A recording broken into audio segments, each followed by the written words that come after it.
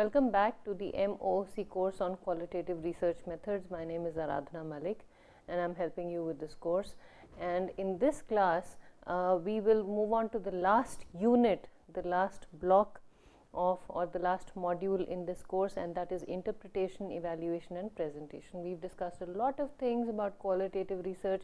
We've discussed what qualitative research means. We've discussed how data is collected and how inquiry is conducted, and we've discussed paradigms and etc. And we also, in the previous class, we discussed the role of software in qualitative research. Now we will start with the real evaluation, interpretation, evaluation and presentation, the nuts and bolts. We are going to get down to it. So today we are going to talk about the problem of criteria. Now we have covered the discussion on we've covered the inputs, or we've talked about criteria from a variety of perspectives. So I'm just going to do a brief revision of that with you. We talked about the problem of criteria when we talked about the historical background, the historical background here for this is the primary concern in the problem of criteria is the subjectivity of the research procedure. So most people say that the most critics say that the procedure of qualitative research is subjective. The theory, hypothesis, framework or background knowledge held by an investigator can strongly influence what is observed, and hence it is subjective. We have covered the discussion on, or we have discussed the problem of criteria over time. Now we talked about it when we were talking about constructivism and interpretivism. We talked about this, and I am revising. This is the same slide that we had shown that time. In the absence of some set of criteria, such accounts are subject to the charges of solipsism, which is these are only my accounts, it is my interpretation, and if I evaluate it in this point, at this point in time, in this context, this holds good. And relativism, all accounts are equally good or bad, worthy or unworthy, true or false, and so on. So this is the problem of criteria. We run the risk of these inputs or these critiques. We also talked about this, the resolution for this was suggested by Schwant in 1994. Again, this is from the book by Schwant. The methodology for this, the notion of an appeal to procedural criteria as grounds for judging the goodness of interpretations is strong. So it is, this critique is well accepted, well acknowledged. The arguments for subtle realism were that the intuition is that the truth, worth or value of a claim, theory, interpretation, construction and so forth is ultimately determined by something beyond the claim, theory, interpretation and constructions.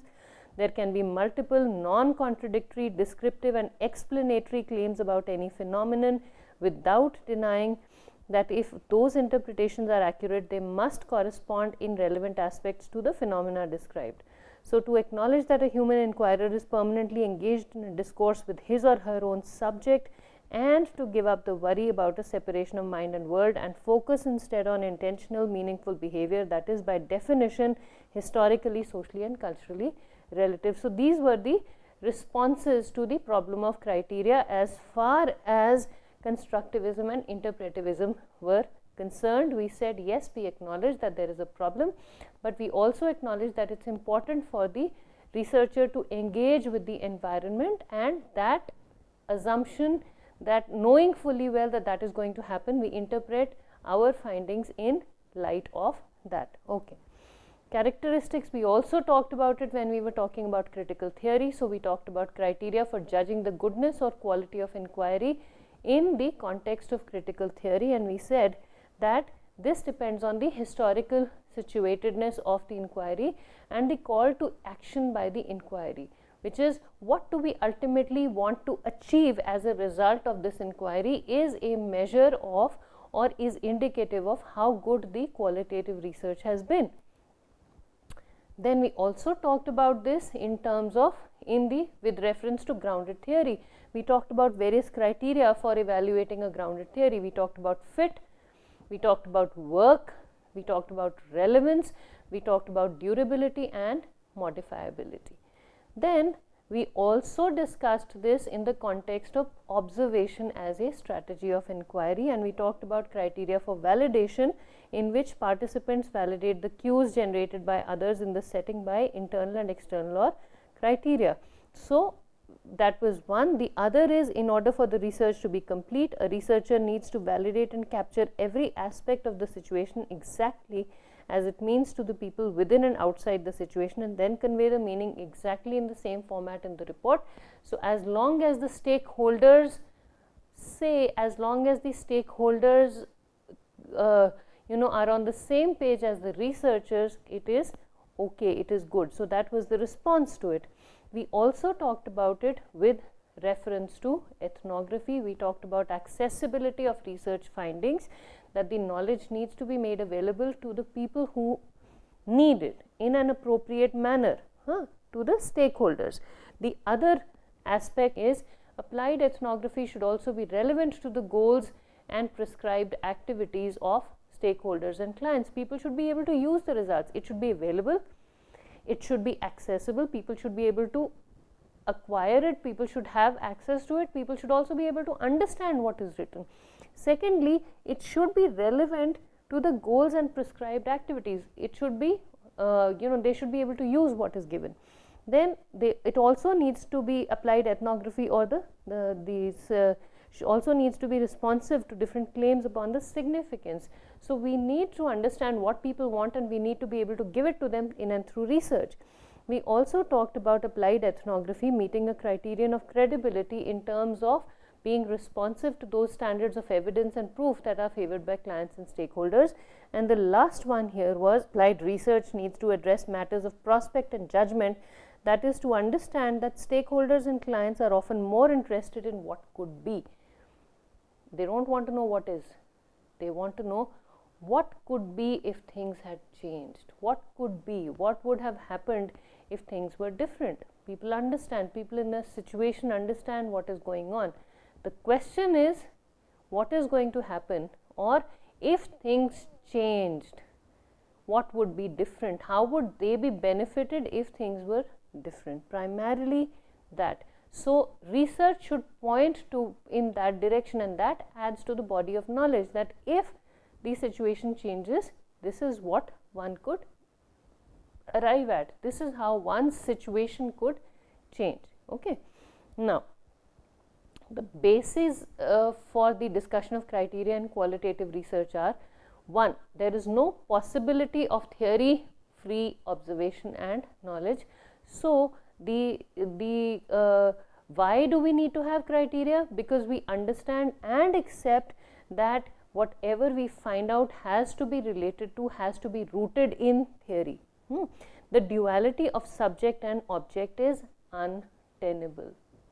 No special epistemic privilege can be attached to any particular method or set of methods. We cannot have the kind of objective access to an external extra-linguistic referent that would allow us to adjudicate from among different knowledge claims. So, these are the basis for the discussion of criteria in qualitative research. Quasi-foundationalist response to this is, there are two aspects to this response, and that is relativism. Relativism is the doctrine that denies that there are universal truths, and truths are rooted in context, and contextually whatever exists is true. So, that is relativism.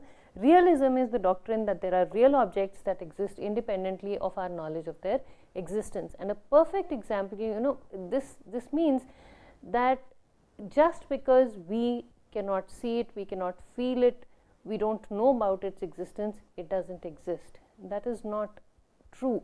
There are objects in outer space, in the depths of the ocean, in the core of the earth that exist without us knowing them. We have, yes, our telescopes have seen or have found the existence of extraterrestrial bodies like the black hole, like far off galaxies, like the objects found on other planets in our solar systems. But we don't know. Just because we haven't seen it, it doesn't mean that it does not exist. There could be n number of new species of plants and animals in the depths of the ocean There could be, one never knows what one may find in the depths of the earth. So just because we have not seen it, we haven't touched it, we haven't got there yet, it doesn't mean that it doesn't exist. So that is realism, that there are real objects that can exist without us knowing them, and that means that everything we do doesn't have to be rooted in theory. Theory is what came out in historically.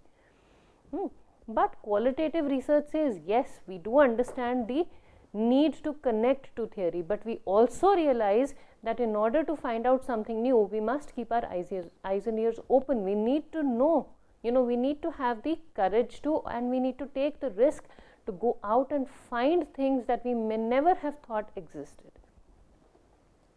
Okay, the non-foundationalist response to this is, we must learn to live with uncertainty, with the absence of final vindications, without the hope of solutions in the form of epistemological guarantees. Contingency, fallibilism, dialogue and deliberation mark our way of being in the world.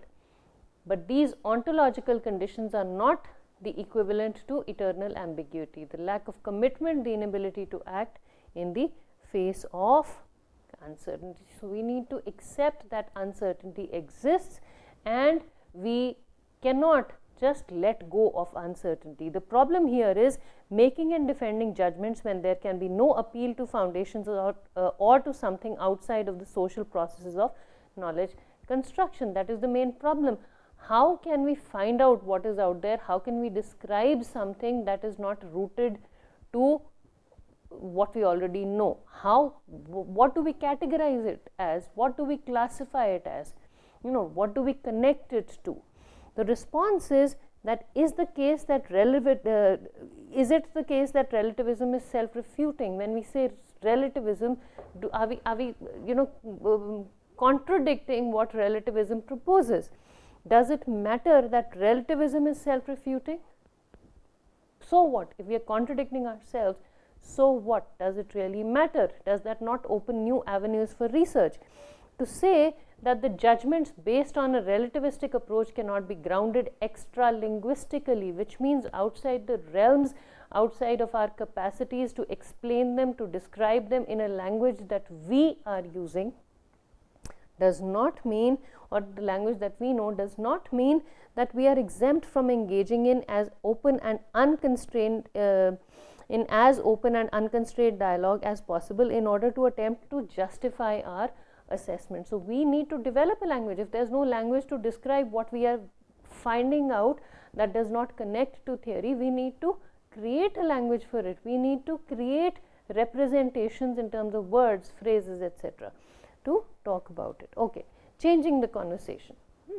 A list of characteristics must be seen as always open-ended, in part unarticulated, and even when a characteristic is more or less articulated, it's always and ever subject to constant interpretation. We have these characteristics of criteria in qualitative research. So, but we must be open to changing them, we must be open to revising them in light of what we are finding out through the course of our research. The lists of characteristics we bring to judgment are and can only be open-ended in that we have the permanent capacity to add items, to subtract items, and to subtract items from these lists. The items on the list can never be the distillation of some abstracted epistemology. They must inevitably be rooted in one's standpoint, or they must evolve out of and reflect one's effective history. So they must be rooted in what we are trying to find out. We must know what it is that we are after. We must be clear about that in our minds. We can't just go aimlessly. But once we know that, what they can be rooted in is what we believe we are trying to find out. I am trying to find bodies in outer space. I am trying to find new species of plants in the depths of the ocean, of weeds in the depths of the ocean. I am trying to find out new species of crustaceans in the depth of the ocean. So there is some link to theory when we talk about, and of course I may find some life. At the very core, I am trying to find some life in the ocean. So when I say life, yes, there is a definition. It is still rooted to my belief that some life exists. I am not saying that, okay, I'll go to the depths of the ocean and see what I can find. Great, that's one way of going about it, but then I will need to connect it however tangentially to something that I know. So it can't be, and they must evolve out of, and if I really find something like that, then I must have the power to describe it. These lists are expressions of our own particular standpoints and effective histories, and are likely to be replete with our expressions of our own prejudices and biases, and that is okay. It is absolutely okay. What I do as a researcher is a function of what I was trained to do as a researcher, is a function of what I have learnt to do as a researcher, is a function of what I am able to express in my capacity as a researcher. It is all limited by human capacity, and that is okay. It is important to acknowledge our limitations. Silences, on the other hand, are likely to remain silences, and on the other hand are liable to be questioned. So we take silences. On the one hand, they are likely to remain silences. There are things that we don't know about, but we should also have the power to question what it is that we don't know about and why don't we know about it. Okay, so the goal is to achieve a balance between these positions, and that is, I mean, all of this I hope has stimulated some ideas regarding the problem of criteria in your mind. So we need to, when we look at this whole list of how we can, of ideas, of points that can help us change the conversation regarding criteria, I would like to stimulate that discussion among you all, because you've heard me talk about various things, difficult things here. So I want you to ponder on each of these points and think about how you can explore more. I wanted to, the goal of this particular lecture specifically was to put questions in your mind. Just question everything. Why are we going in this direction? Why not another direction? And so on. Thank you very much for listening. That's all we have time for today. We'll continue with some more discussion on qualitative research methods in the next class. Thank you.